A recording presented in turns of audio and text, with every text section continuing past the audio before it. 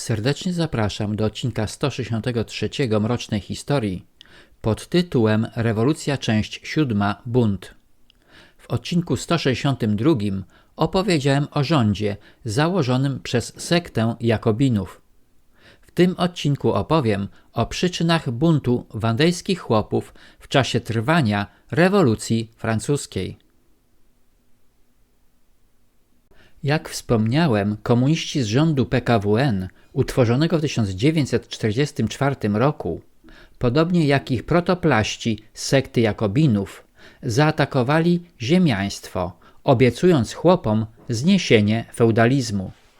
Polscy chłopi skusili się na darmową ziemię i z Polski zniknęło patriotyczne ziemiaństwo, ograbione bezkarnie przez komunistów. Jednakże dla francuskich chłopów z Wandei wiara katolicka była silniejsza niż obietnice zniesienia feudalizmu, ubrane w piękne słówka samozwańczej sekty jakobińskiej. Sekty, która ośmieliła się wprowadzać we Francji inną od katolickiej religię. Wandejczycy szanowali swoich opiekunów, szlachtę, jak i powierników duchowych, księży katolickich, których moc pochodziła przecież od Boga. Czarę goryczy przelało ścięcie przez siepaczy jakobińskich ich króla. Mordując króla, Jakobini złamali żelazną zasadę panującą we Francji: jedna wiara, jeden król, jedno prawo. Ich król Ludwik XVI przed straszną śmiercią na gilotynie powiedział do swego ludu: ludu Francji, umieram niewinny tych wszystkich zbrodni, które mi zarzucają. Przebaczam sprawcom mej śmierci i proszę Boga, by krew przez was przelana nie spadła nigdy na Francję. Tak więc pojawiła się w życiu Wandejczyków żydowska sekta Jakobinów, która zamordowała niewinnego króla, próbowała zniszczyć ich prawa, tradycje, ognisko domowe i religię katolicką.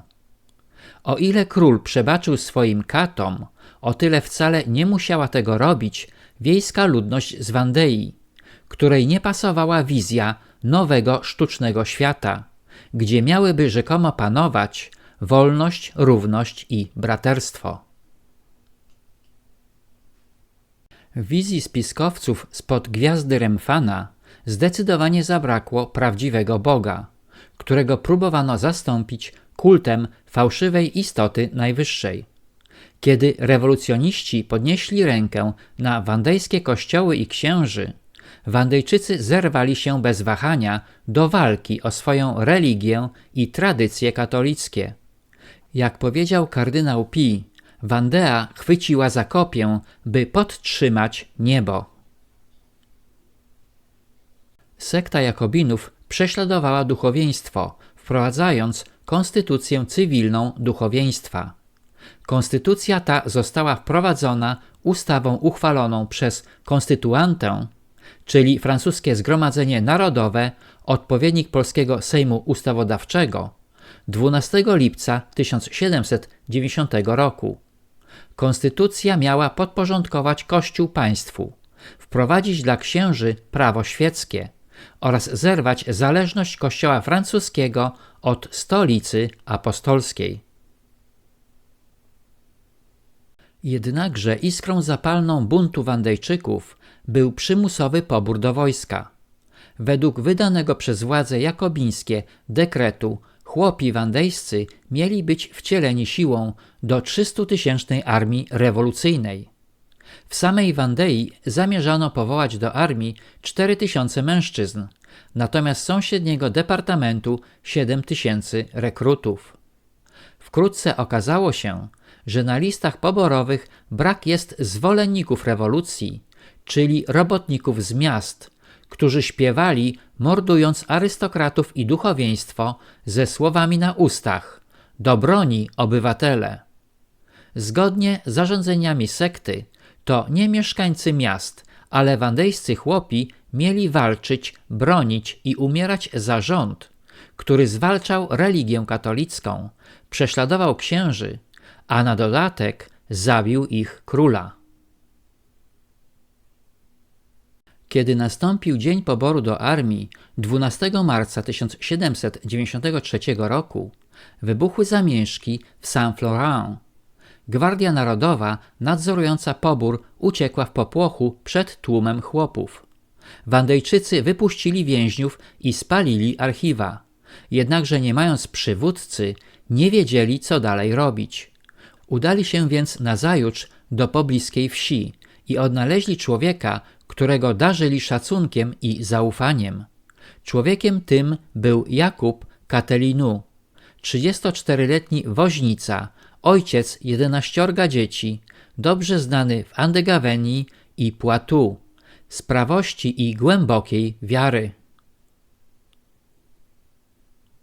Dzięki swojej głębokiej wierze katolickiej pierwszy przywódca buntu Wandejczyków nosił przydomek Święty z Andegawenii. Chłopi zastali Jakuba przy zagniataniu ciasta na chleb i kiedy opowiedzieli mu o prześladowaniach religijnych, przymusowym poborze do wojska i zamieszkach, woźnica Catelinu rzekł: musimy walczyć, bo republika nas zmiażdży. Rzeczą kobiet jest modlić się. My, mężczyźni, musimy się bić. Następnie wytarł ręce, przypasał szablę i pistolet, na szyi zawiesił różaniec, a na piersi szkaplerz z Najświętszym Sercem Jezusa. Zatrzymującej go żonie odpowiedział: zaufaj Bogu, za Niego idę walczyć, więc On będzie się wami opiekował. Catelinu poprowadził chłopów do walki i wkrótce ponad 700 parafii wandejskich chwyciło za broń. Zamieszki zamieniły się w powstanie.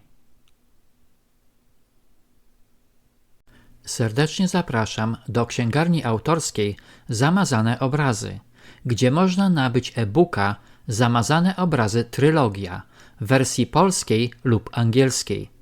Link do księgarni znajduje się pod filmem. Proszę również pamiętać o polubieniach i komentarzach. Na tym zakończę odcinek 163, w którym opowiedziałem o przyczynach buntu chłopskiego w Wandei w 1793 roku.